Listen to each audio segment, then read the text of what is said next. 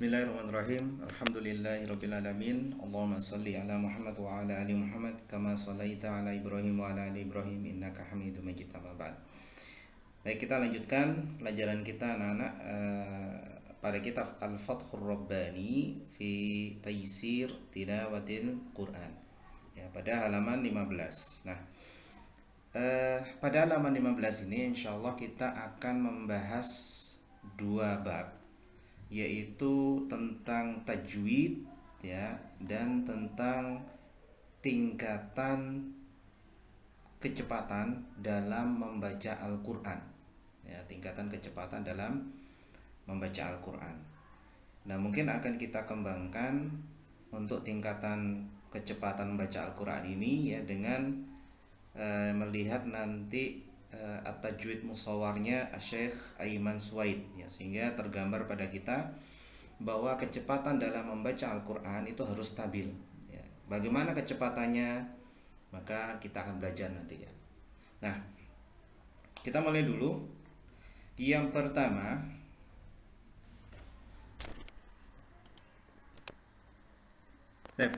kita akan belajar tentang tajwid ya. At-tajwidu, qala al-mu'allif, berkata penulis kitab Al-Fathur Rabbani fi Taysir Tilawatil Quran, at-tajwidu ya, tajwid ya, kita kenal sekarang adalah ayo belajar tajwid ya. Apa sih yang dimaksud tajwid itu? Nah, di sini penulis menjelaskan ya secara ringkas. Ta'rifuhu ya, ta'rif itu artinya definisi. Nah, kalau para ulama itu menjelaskan tentang definisi, itu selalu disandingkan ta'rifuhu lughatan wa ta'rifu istilahan, yaitu definisi menurut bahasa dan definisi menurut istilah. Apa sih Ustaz maksudnya?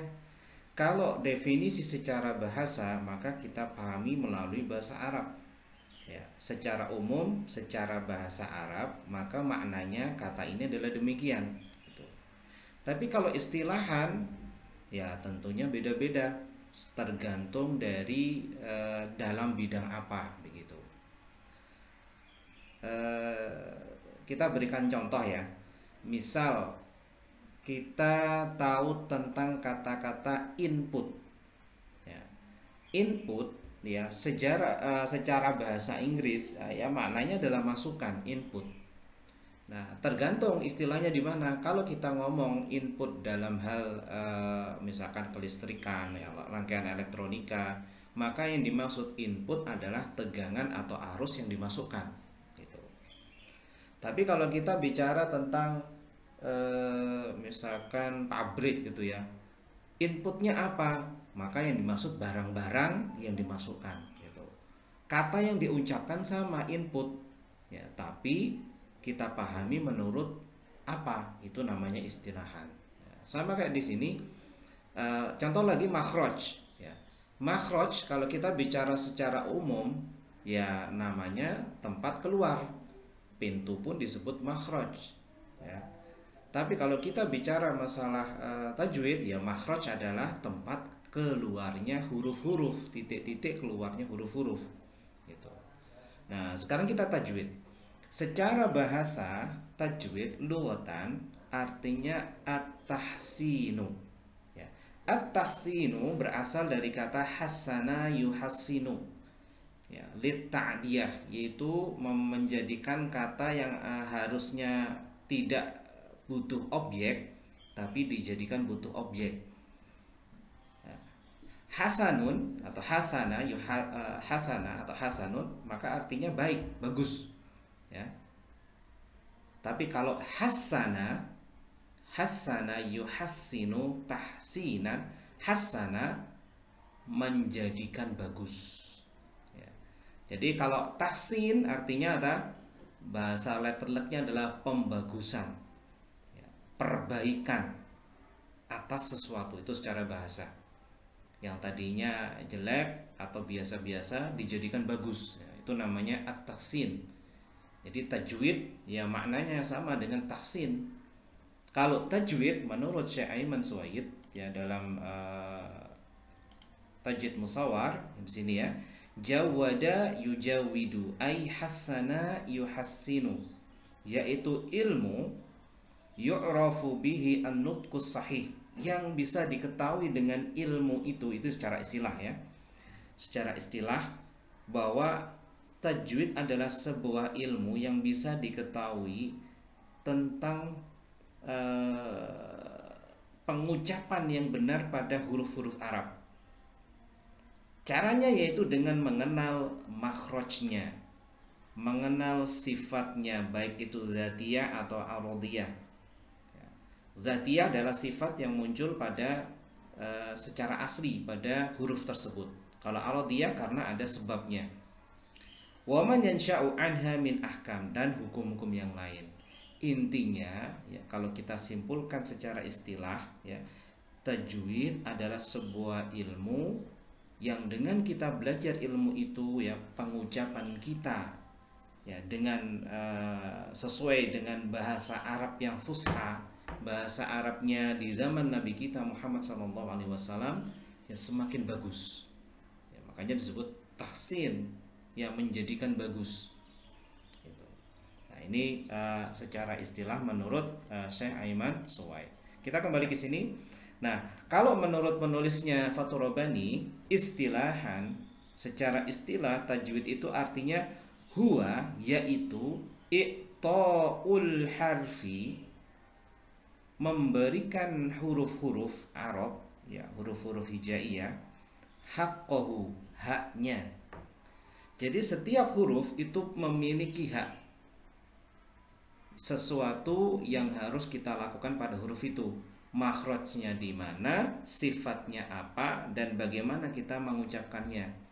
Kalau haknya harus diucapkan satu harokat, ya maka kita harus mengucapkan satu harokat. Kalau titiknya di situ, maka kita harus mengucapkan pada tempat titiknya di situ. Kalau sifatnya begitu, maka kita harus memberikan sesuai haknya. Itu maksudnya haqqahu. Wa mustahaqqahu. Nah, kalau mustahak adalah sifat aradiyah ya, sifat penyerta, sifat yang muncul disebabkan karena mungkin bersentuhan dengan huruf yang lain, mungkin karena ada hukum khusus ya, jadi bukan sifat aslinya, itu namanya mustahaqqahu. Nah, kita harus memberikan haknya dan mustahaknya pada setiap huruf, yaitu pada apanya.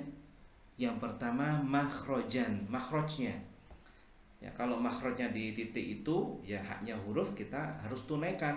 Kita harus mengucapkan huruf pada titik itu. Ya, tidak boleh bergeser kanan, kiri, depan, atas, bawah. Pokoknya titik itu. Wasifatan, ya, dan kita harus menunaikan sifatnya. Kalau sifatnya dal misalkan ya, ada sifat di sana secara kalau suara ya ada jahr misalkan ya, maka kita harus tunaikan jahrnya. Kemudian ada sifat di sana syiddah misalkan ya, kita tunaikan syiddah. Itu apa yang dimaksud sifatan. Kemudian wa maddan. Nah, juga mad ya, mad ini ada juga sifat sifat aslinya dan ada sifat aradiyah ya. Kalau sifat asli mad maka 2 harokat bacanya, tapi kalau sifat yang lain ya maka sifat aradiyah maka bacanya lebih dari 2 harokat, tergantung dari sebabnya. Nah, ini intinya secara istilah yang dimaksud tahsin tajwid adalah memberikan setiap huruf haknya dan mustahaknya, baik itu makhraj, sifat ataupun mad. Nah, kemudian tujuan, ghayatuhu. Kenapa kok saya harus susah-susah belajar tajwid ini? Kenapa nggak kita baca aja langsung Al-Quran? Ya. Tujuannya adalah yang pertama,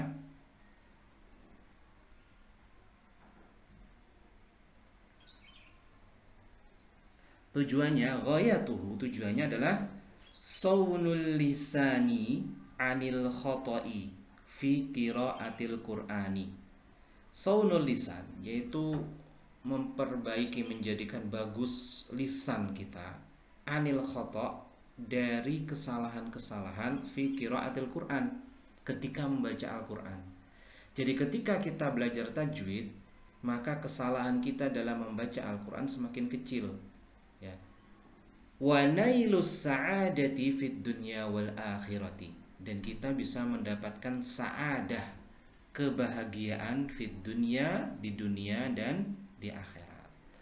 Nah, untuk memotivasi kita, ya, ketika kalian belajar Al-Qur'an dengan tajwid, membaca Al-Qur'an dengan tajwid, berarti kalian berusaha mendekat pada bacaan sebagaimana Rasulullah SAW dahulu membaca Al-Qur'an dan juga para sahabatnya.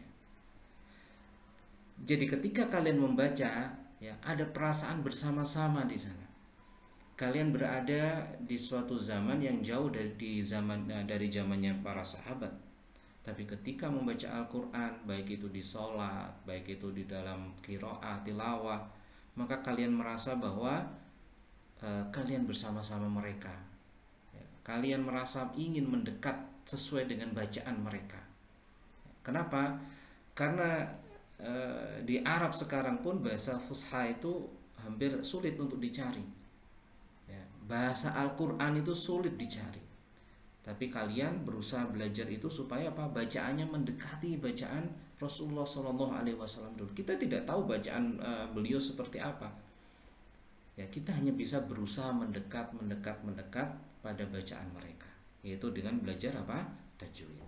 Kemudian hukumnya, hukmuhu, ya, hukumnya apa sih? Kalau kita nggak belajar ilmu tajwid, apakah kita berdosa? Kalau kita nggak meraktekin baca Quran dengan tajwid, apakah kita berdosa? Ya. Hukmuhu, ya, ta'allumuhu, ya, hukumnya yaitu untuk mempelajari ilmu tajwid itu adalah fardu kifayatin, fardu kifayah. Arti fardu kifayah adalah ketika dalam suatu daerah ada orang yang mempelajari ilmu tajwid, ingat, secara teori, ya, secara teori. Jadi tahu misalkan sifatnya huruf ini adalah di sini, di sini, di sini, di sini, makhrajnya di sini. Kemudian kalau ini dibaca ini itu kok, kalau ini dibaca ini guna, dan seterusnya, maka ini fardu kifayah. Artinya kalau dalam satu daerah sudah ada satu orang yang ngajarin, mempelajarinya dengan baik, ngajarkan, maka sudah cukup. Nah, kalian jangan bilang, wah kalau gitu biar orang lain aja. Tidak, justru ini adalah kesempatan kalian dapat pahala besar, ya. Kenapa? Karena kalian belajar Al-Quran dengan beneran, ya. Nanti kalian ketika suatu saat dibutuhkan di suatu daerah, di suatu RT, di suatu kampung, gak ada yang belajar Al-Quran seperti kalian, maka kalian memiliki peran besar, pahala yang besar, yaitu menggugurkan dosa-dosa dari satu kampung. Itu pola pikirnya, ya, motivasi. Tapi kalau kalian berpikir sebaliknya, biar orang lain aja, ya sudah, kita nggak berkembang. Saya ngambil porsi yang ini aja deh, fardu ain saja, kita nggak akan berkembang.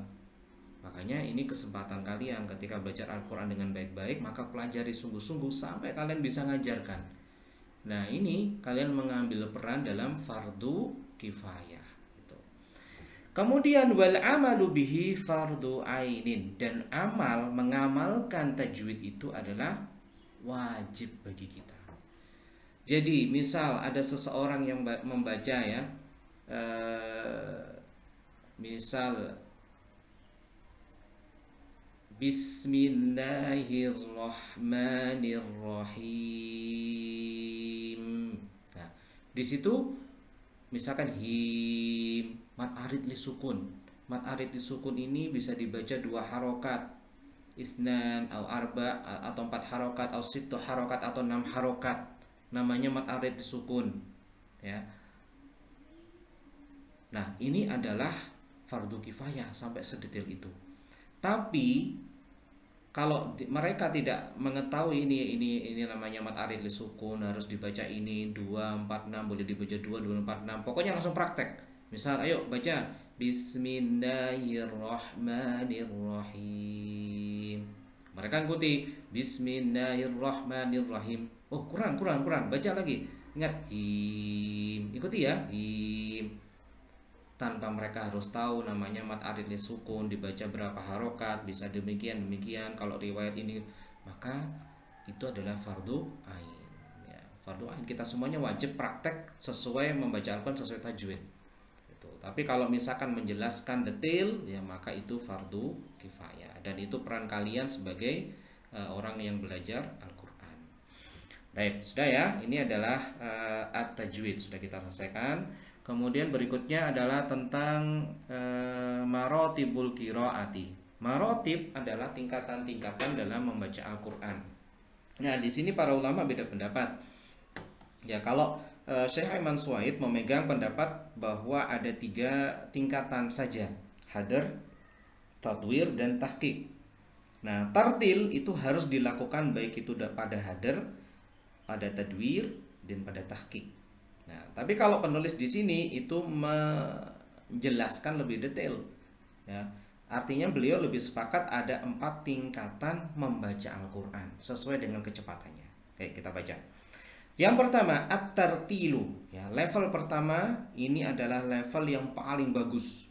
Ya, bahkan di terakhir ini penulis mengatakan wa afdolul marotibi, ya. Tingkatan membaca yang paling bagus afdol huwa at-tartilu, yaitu tartil. Qala ta'ala, sebagaimana firman Allah Ta'ala, wa rattilil qur'ana tartila, dan rattilkan Al-Quran dengan bacaan tartil. Bacalah Al-Quran dengan bacaan tartil. Makanya di sini tartil adalah satu tingkatan sendiri menurut penulis. Apa sih baca Quran tartil itu? Huwa al-qira'atu bi tu'adati wa mi'nani, yaitu membaca Al-Quran ya dengan tenang, ma'a tadabburil ma'ani, sambil mentadaburi maknanya, wa mura'ati ahkamit tajwidi, dan perhatian dengan hukum tajwid. Jadi yang dimaksud tartil di sini, 1, baca dengan tenang. 2, bersamaan baca tenang yaitu dengan tadabbur maknanya. 3, perhatian dengan hukum tajwid. Nah, 3 hal ini harus ada ketika kita membaca apa? Tartil. Kemudian yang berikutnya adalah al-hadiru. Huwa al-isra'u ma'a mura'ata ya, ma'a mura'ah ahkamit tajwidi, yaitu membaca cepat. Nah, ketika membaca cepat mungkin kita nggak sempat tadabbur ya. Maka kita ketika membaca cepat kita cukup perhatian dengan hukum tajwid ya. Hukum tajwid itu namanya hadar. Kemudian yang ketiga adalah tadwir. Kalau tadwir huwa at-tawassutu fil qiraati, dia pertengahan dalam membaca Al-Quran, bainat tartil, antara tenang ya, bisa dipahami maknanya ya, kemudian sesuai hukum tajwid, dan juga hadar yaitu cepat dan hanya fokus pada tajwidnya saja, ma'a mura'ati ahkamit tajwid ya, dengan perhatian tetap pada hukum tajwid. Jadi pertengahan itu namanya tadwir, antara tartil dan hadar.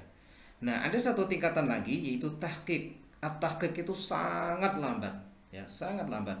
Huwa al-qira'atu bi but'in wa katsirin minal itmi'nani wa minal itmi'nani, ini dulu ya. Yaitu membaca dengan tenang dan sangat ya, butin sama kathir minal itmi'nan itu sama, yaitu sangat tenang, sangat lambat ya. Wa tadqiqi fi ahkami tajwid, dan rinci dalam hukum tajwid. Kalau tadi hanya perhatian saja ya, tapi ini rinci, terlihat beneran hukum tajwidnya kayak apa. Itu namanya tahqiq. Duna takallufin, ya nggak boleh takalluf, diadakan, terlalu membebani diri. Kemudian watastakdim fi maqamit ta'lim. Dan ini digunakan ketika apa? Dalam posisi belajar Al-Qur'an. Jadi kalau misalkan kita belajar Al-Qur'an itu bacanya tahqiq, ya sangat lambat sekali. Makanya Syekh Husari, ya, kalau kalian dengar di bacaan Mushaf Mu'alim itu sangat lambat, itu tahqiq. Kalau kita menurut ini ya, itu tahqiq.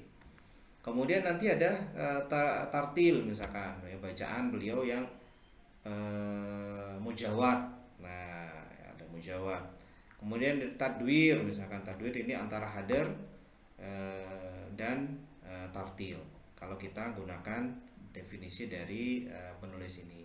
Namun kalau misalkan kita menggunakan istilah pada Syekh Mansuwaid, ya, maka cukup 3, yaitu tahqiq, yaitu lambat, kemudian tadwir pertengahan, dan ada hadar, yaitu cepat. Dan ini alhamdulillah kita selesai pembahasan tajwid dan maratibul qiraah. Kita tutup. Subhanakallahumma wa bihamdika asyhadu an la ilaha illa anta astaghfiruka wa atubu ilaik.